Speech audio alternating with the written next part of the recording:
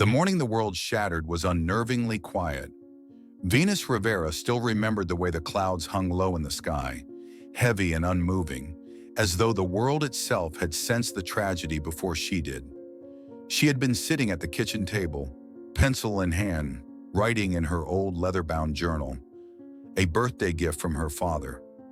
She was 16, full of dreams and untold stories, her world still whole. Until the phone rang. It was her uncle's voice on the line, broken and choked. There had been an accident, a private plane crash somewhere along the Oregon coast. Her parents had been on board. There were no survivors. Time fractured. She couldn't recall what came next in any clear sequence. Faces blurred. Words became muffled. All she could remember was the bone-deep cold that settled into her chest and the way her mother's laugh, so warm, so vivid, suddenly became a memory she had to chase. One moment, she had a family. The next, she was an orphan. After the funeral, she was sent to live with her Aunt Gloria and Uncle Martin in Seattle. Relatives she barely knew. The reception was polite but distant. Gloria, her late mother's estranged sister, was the kind of woman who lived by rules and appearances. Her house was spotless, her voice clipped, her emotions carefully folded away behind a pressed blouse and tight smile. Martin, a stressed-out real estate agent, was always on the phone or at his computer, muttering about bad deals and debt collectors. They didn't hurt her, but they didn't see her either.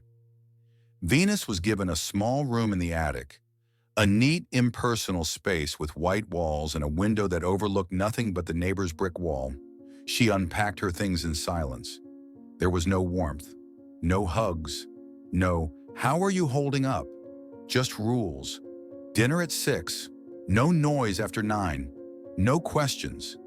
Grief lived in her bones, but she had no place to put it. So she wrote. At night, she'd curl up in bed with her journal, scribbling thoughts and memories by flashlight. She wrote about the smell of her mother's lavender perfume, the way her father used to hum when he cooked breakfast, and the sound of their laughter echoing down the hallway. Her words became a lifeline, the only place where her parents were still alive. In school, she kept to herself. She was quiet, not shy, but distant. Her classmates called her mysterious. Some said she was cold. The truth was, Venus felt like a ghost moving through the halls, barely tethered to the world around her.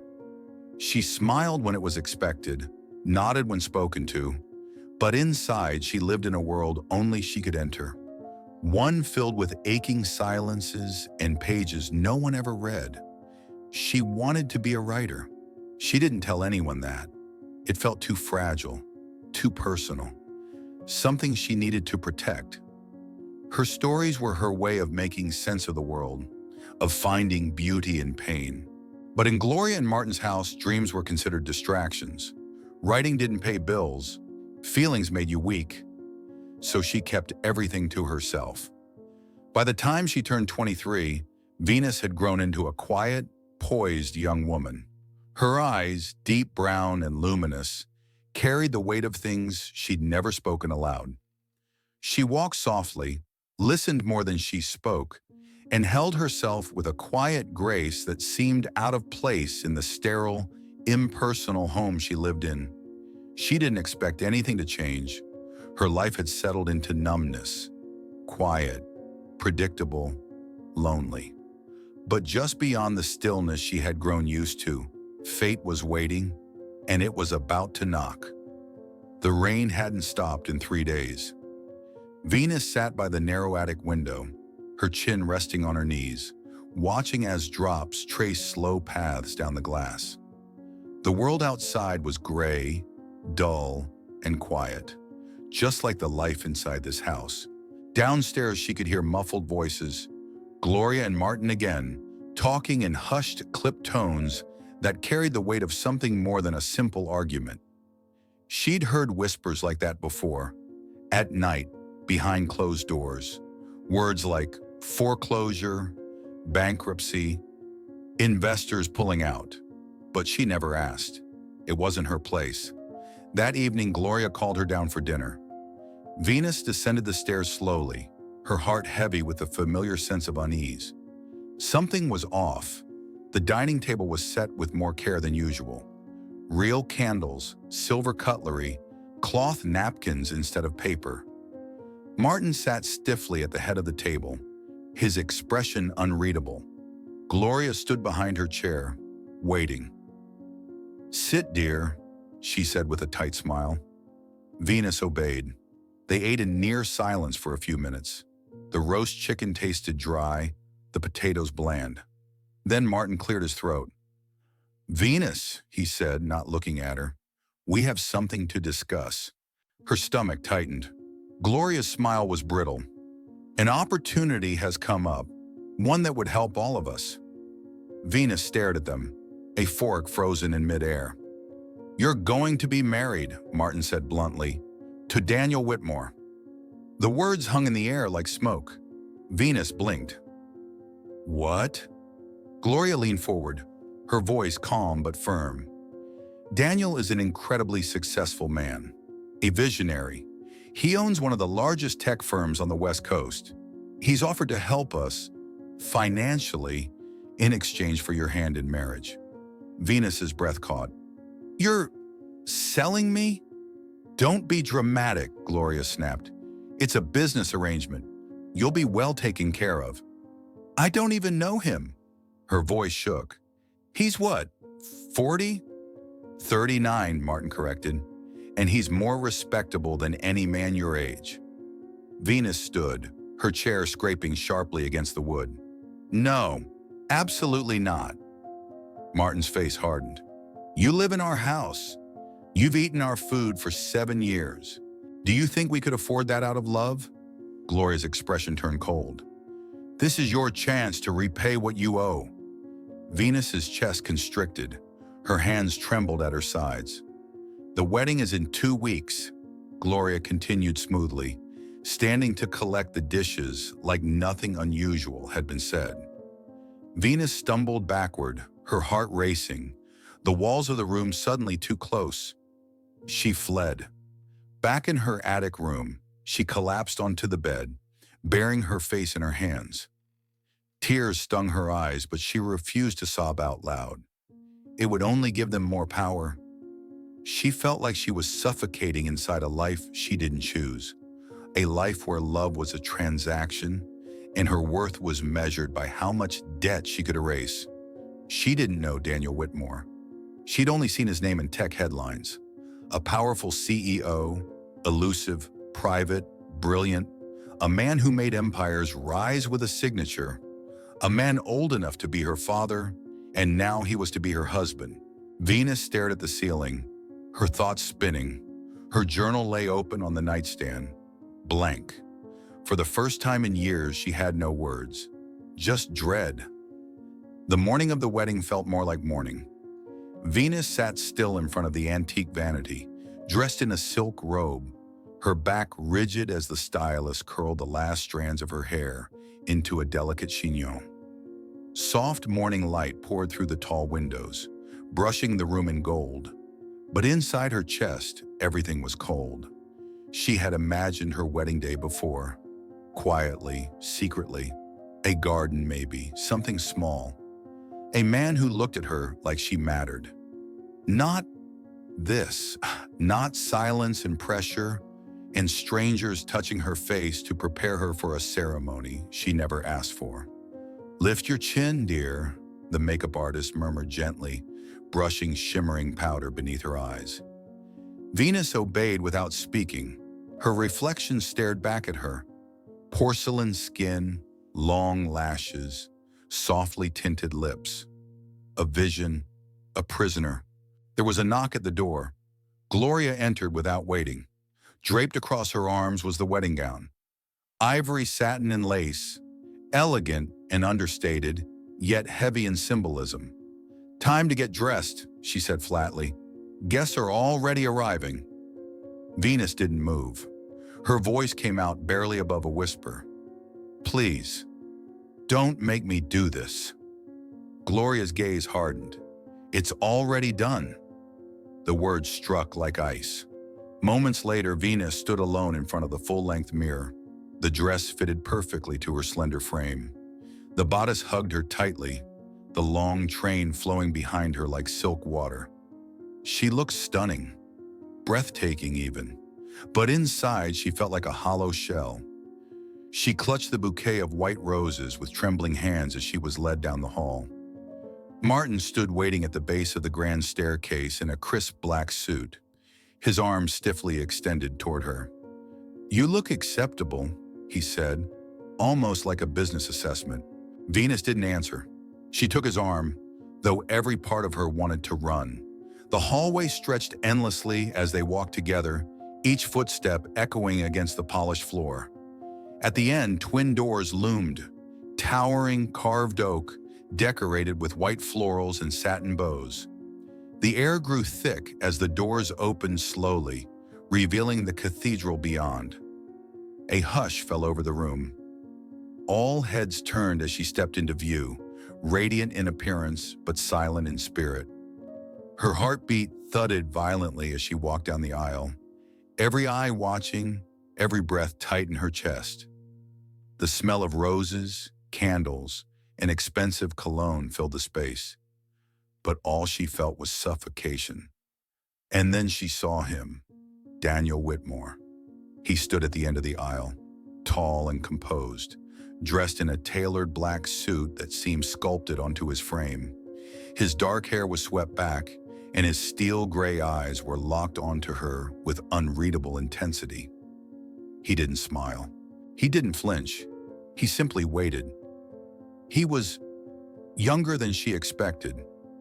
39, yes, but with a commanding presence that made him seem timeless. There was something undeniably handsome about him, but it was distant, controlled, like he had mastered the art of not feeling. When they reached the altar, Martin released her hand without a word. The priest began. Venus heard nothing. "Do you, Venus Rivera, take Daniel Whitmore to be your lawfully wedded husband?" The question sliced through the fog in her mind. "Say no," her heart screamed, but her throat burned with restraint. She looked to the side. Gloria's gaze bore into her like a threat. Martin's face was cold steel. There was no escape. She turned her eyes to Daniel. He was already watching her, his expression calm but not cruel, not pushy, just waiting. Venus's lips trembled. Her chest heaved once. A tear rolled down her cheek. "I do," she whispered. The ring was slipped onto her finger. A round of polite applause followed, echoing off the cathedral walls like distant thunder. When Daniel leaned in to kiss her, he didn't take her lips. Instead, he placed a gentle kiss against her cheek. Soft, brief, almost hesitant. Then he offered his arm, and together they walked back down the aisle. Venus's hands trembled, her vision blurred. She was no longer Venus Rivera, the girl who dreamed of being a writer. She was now Mrs. Daniel Whitmore, the billionaire's wife, a title she never asked for, a life she didn't choose. The limousine moved in silence. Venus sat stiffly against the leather seat, her bouquet clutched tightly in her lap, though the ceremony had long ended. The interior smelled faintly of roses and champagne, but none of it settled her nerves. Across from her, Daniel Whitmore sat quietly, his gaze fixed on the city lights rushing past the window. His posture was relaxed, but his presence filled the car like quiet thunder. He hadn't spoken much since the wedding, just a polite, "You look lovely," before offering his arm at the cathedral steps. He hadn't touched her beyond that kiss on the cheek, light as mist, and he hadn't made any demands. Still, Venus couldn't breathe properly. The ride to his estate, no, their estate, was long and winding. Trees blurred past the window as the city gave way to secluded hills. Eventually, the car pulled up in front of a massive modern mansion, surrounded by glass and stone, its edges softened by warm golden lighting and landscape gardens that stretched into darkness. Daniel stepped out first, then turned and extended a hand to her. She hesitated, just long enough for him to notice. before placing her fingers in his. His hand was warm, firm, but not possessive. "Welcome home," he said quietly. Venus's stomach twisted at the words. Inside, the house was stunning. Marble floors, sweeping staircases, tall ceilings, and too much silence. The staff greeted them with small nods and polite bows before disappearing. She felt their eyes on her, though none lingered long. It was as if they already knew who she was, the young wife of a man with far too much power and far too many secrets. Daniel led her up the stairs without speaking. Every step made her chest tighten. When they reached the master bedroom, he opened the door and stepped inside, then turned to her. The room was spacious and quiet, decorated in soft grays and cream tones. A massive bed sat in the center, its sheets perfectly folded, untouched. A crystal chandelier hung overhead, casting a soft glow that made the space feel both beautiful and suffocating. Venus froze at the threshold. Her breath came shallow, her fingers curled into her palm. Every nerve screamed to turn and run. Daniel turned toward her. His voice, when it came, was softer than she expected. "You don't have to be afraid," he said. She looked up, startled. He wasn't smiling, but his expression wasn't cruel. It was unreadable, like someone holding 1,000 thoughts beneath the surface, but choosing not to let a single one show. "I'm not going to touch you," he continued, "not unless you want me to." Venus stared at him. The words didn't register right away. "I know this wasn't your choice," he added, "and I won't pretend it was mine either. But I'm not here to take anything from you." She didn't know what to say. Her throat tightened. Then, why agree to it? Daniel looked past her for a moment, as if considering his answer carefully. "Because sometimes," he said, "life hands you a deal you didn't ask for, and all you can do is try not to make it worse." He stepped toward the armchair by the window and shrugged off his suit jacket, draping it carefully over the back. "The bed is yours tonight," he said. "I'll take the couch." Venus's eyes widened.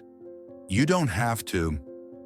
"I know," he interrupted gently, "but I want you to feel safe." She stood frozen for a moment as he unbuttoned the top of his shirt and sat down, loosening his tie.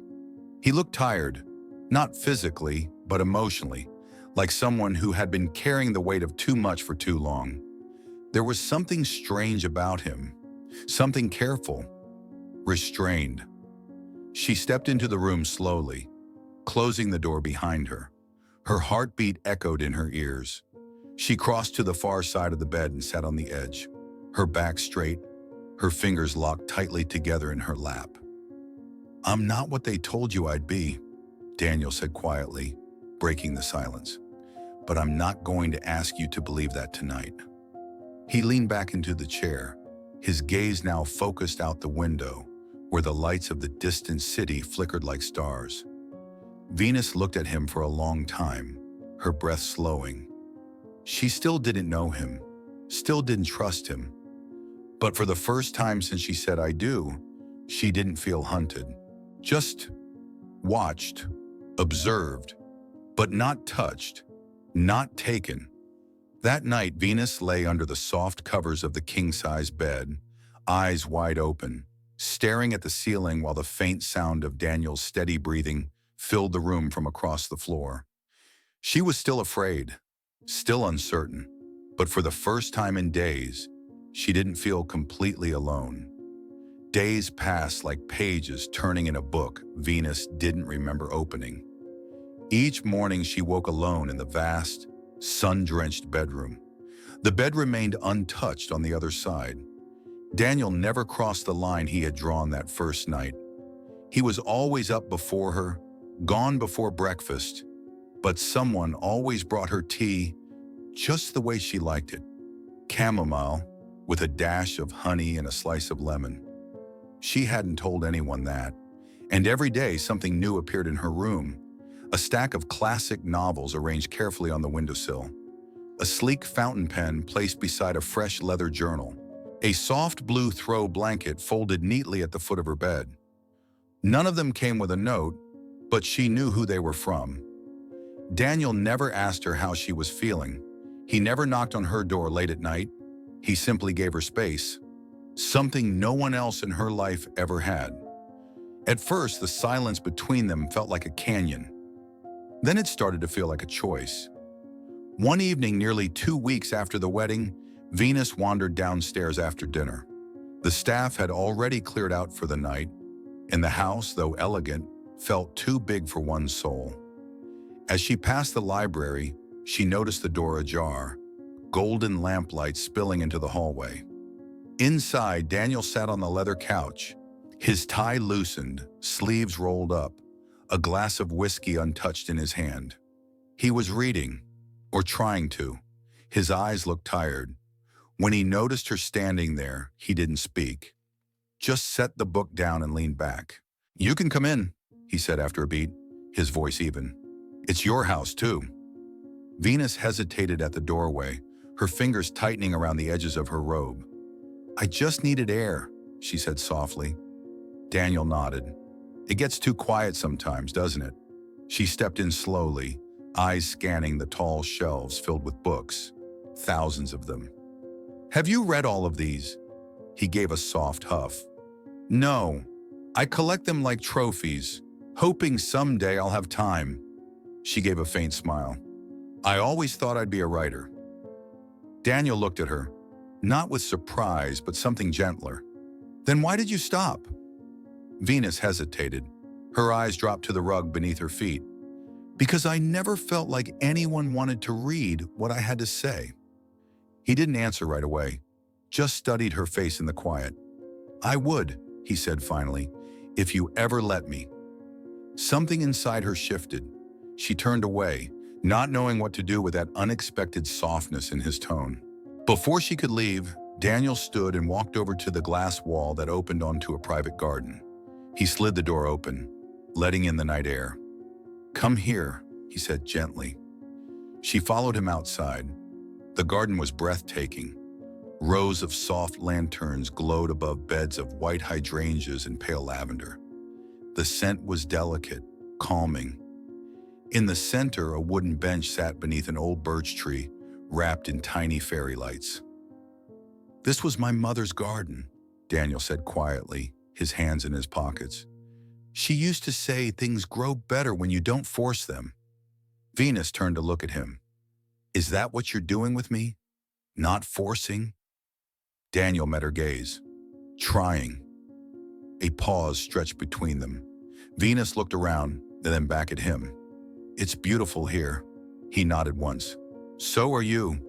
The words settled between them like something fragile and sacred. Not romantic, not possessive, just true. She didn't respond, but she didn't retreat either. Later that night, when she returned to her room, the journal Daniel had left on her nightstand was still there. For the first time since she arrived, Venus opened it, and she began to write.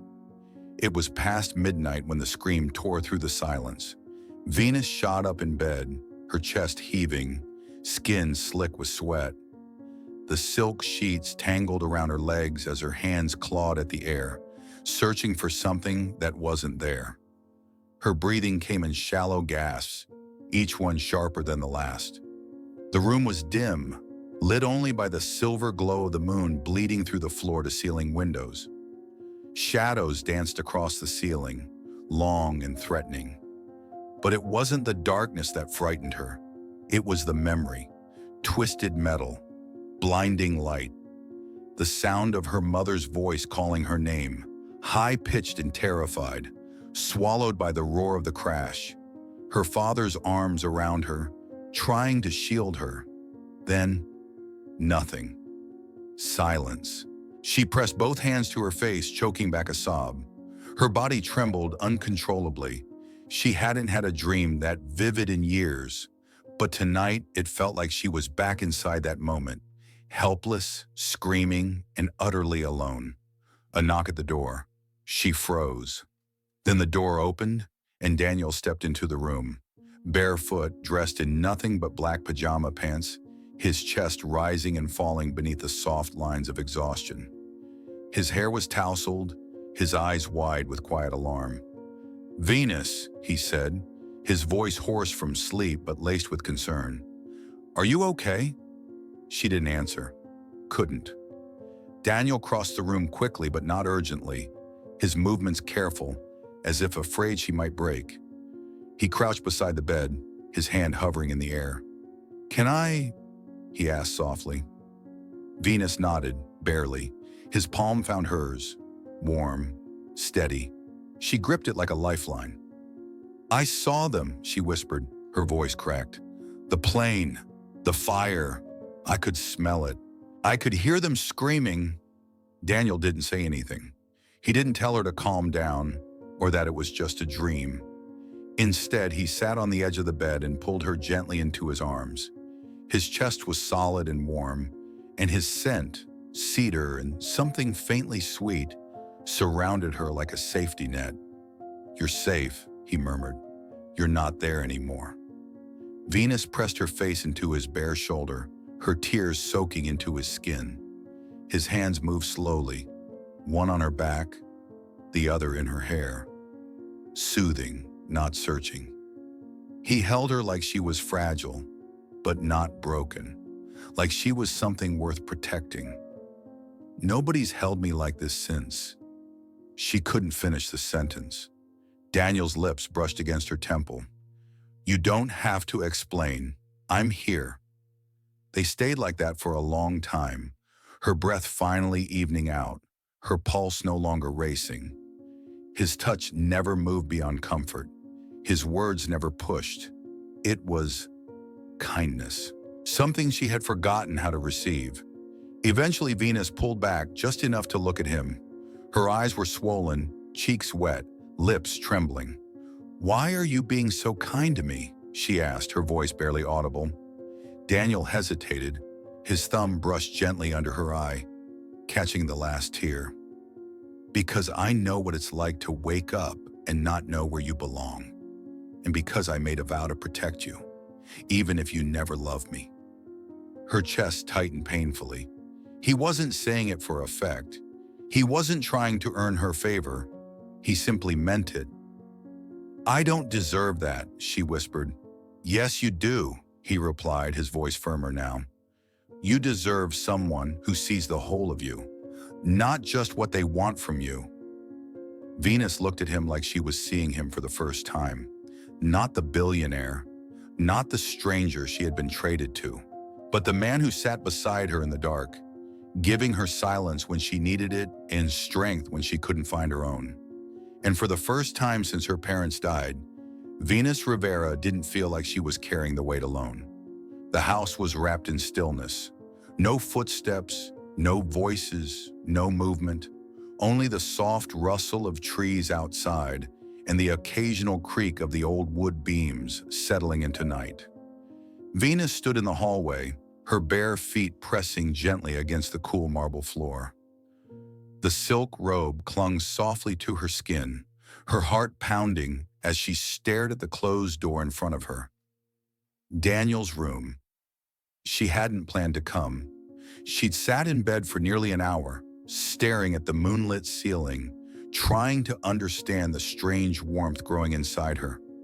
The safety she felt when he looked at her, the quiet respect in every word he spoke, and how none of it felt threatening. She wasn't afraid of him anymore. She reached for the door handle, her fingers trembling just slightly. Then she opened it. The room was dim, lit only by the low flicker of the fireplace. Daniel sat at the edge of the bed, dressed in a simple gray shirt and black pants, a book resting in his hands. He looked up instantly, startled by the sound. When he saw her standing there, hair loose around her shoulders, eyes wide but steady, he slowly rose to his feet. "Venus," he said softly, his voice quiet in the silence. "Is something wrong?" She stepped inside, closing the door gently behind her. Her gaze never left his. "No," she whispered, "nothing's wrong." He didn't move. He waited. She took a breath, willing her voice to stay steady. "I'm not afraid anymore."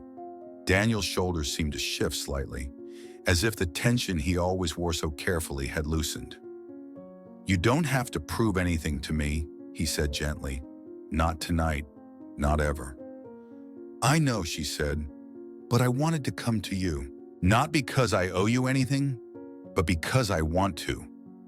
For a moment the room stood still. Then Daniel stepped toward her. Slowly, carefully, as though afraid to startle her. Venus didn't retreat. When he stopped just inches away, she looked up at him, eyes shining in the firelight. "I don't know how this works," she whispered, "but I think I want to try." Daniel lifted his hand, pausing just before he touched her cheek, waiting for her to close the space. She did. His fingers brushed gently against her skin, cradling her face with a reverence that made her breath catch. And then, slowly, he leaned in.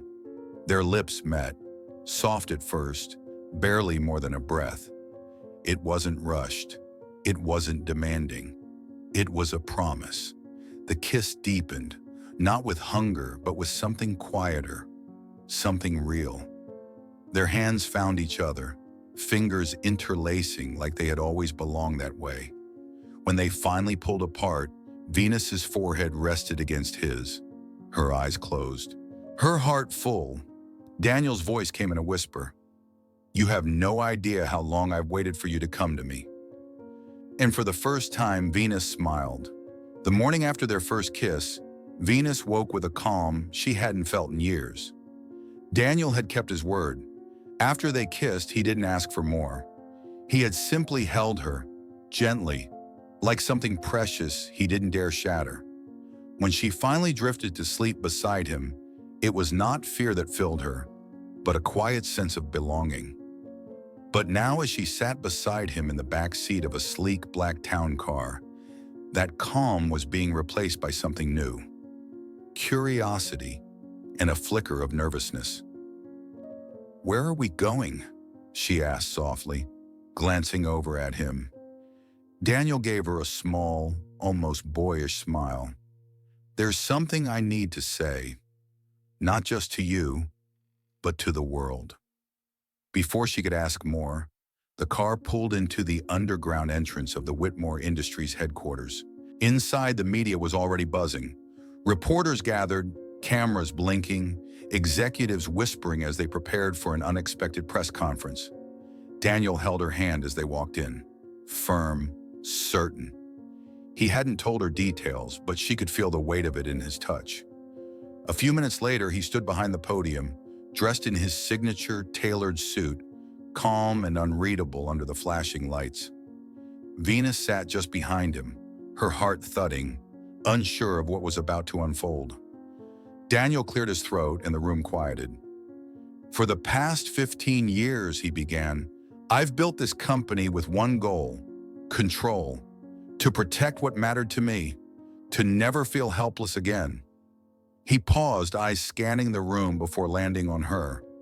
"But something changed the day Venus came into my life. At first, I didn't know what to do with the feeling. It scared me, because real love doesn't ask for control. It asks for trust." He reached into his inner pocket and pulled out a slim leather folder. "This," he said, holding it up, "is a signed transfer agreement. As of this moment, all assets, holdings, and ownership of Whitmore Industries are now under the legal name of Venus Rivera Whitmore." The room erupted in murmurs, stunned silence, and camera flashes. Venus's breath caught. She stared at him, eyes wide. Daniel turned to her fully, his voice steady, strong, but intimate, like no one else in the room existed. "You can walk away anytime," he said, every word deliberate. "You don't owe me anything. You never did."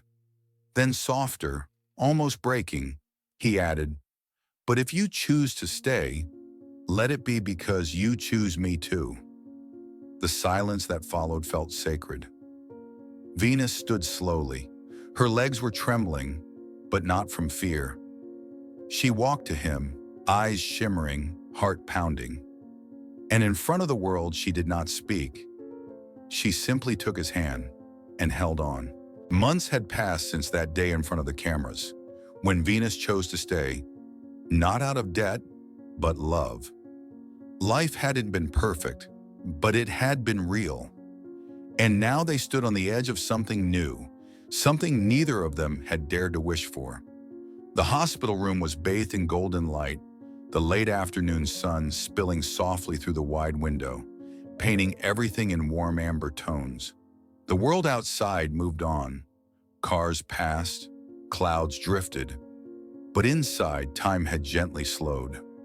Venus lay back against the pillows, her body still sore, her heart still raw, but in her arms rested the most fragile, perfect thing she had ever held. Her son. He was swaddled tightly in a pale blue blanket, his tiny face nuzzled against her chest, breathing slow, steady, and impossibly gentle. She looked down at him with wonder, with disbelief, with something too deep for words. This was hers. She hadn't let go of him since the nurse placed him on her chest. Not once. Not because she was afraid, but because this was the first time in years she held something she didn't fear losing. Not after everything she had already lost. The door opened softly and Daniel stepped inside. He looked different somehow. Still Daniel, still calm and steady. But now there was something else behind his eyes. Something quieter. Full. Like everything he'd once feared losing no longer terrified him. His gaze landed on them. Mother and child. And for a moment, he didn't move. It wasn't just awe, it was reverence. As if he was witnessing something he'd never dared to want, and now couldn't believe was real. Then Venus lifted her head, eyes locking with his. No words passed between them, but the emotion in her expression said it all. Gratitude, peace, and something even more powerful than love, trust. Daniel crossed the room slowly and sat beside her on the edge of the hospital bed. His hand found hers without asking. He looked down at the baby, then back up at her, his voice low, reverent. "He's perfect," he whispered. Venus nodded, her throat tight. "He looks like you." Daniel smiled, but his eyes shimmered. He reached out, brushing a single finger along his son's tiny hand. The baby stirred just slightly, as if acknowledging the touch. They sat there in silence for a moment, not empty, but full of everything that had led them here. Venus turned to him, her voice barely above a breath. "Do you remember what you told me?" Daniel looked at her gently. "Which part?" "That I could walk away," she said, tears welling. "That if I stayed, it had to be because I chose you." His hand tightened around hers, not with possession, but with something steadier. "And you did," he murmured. "You stayed." Venus looked down at their son, then back up at the man beside her. "I did," she whispered, "and I'd choose you again, 1,000 times." Daniel leaned in, pressing a soft kiss to her forehead, then one to the crown of their son's head. His voice trembled slightly when he spoke. "You gave me a family," he said. "You gave me more than I ever thought I was allowed to have." Venus smiled through quiet tears. "And you gave me a place to belong." Outside, the sun dipped lower on the horizon, casting the room in golden light. Not just warmth, but a quiet kind of benediction. As if the world for once was finally in agreement. This is where she was meant to be. Inside, in that small, quiet moment, surrounded by soft beeping monitors and the scent of fresh linen and new life, Venus Rivera, the girl who once believed she was unwanted, held everything she never dared to dream of. A home, a child, a love that was never forced, only chosen. And this time, she didn't feel like a guest in someone else's life. She was exactly where she was meant to be.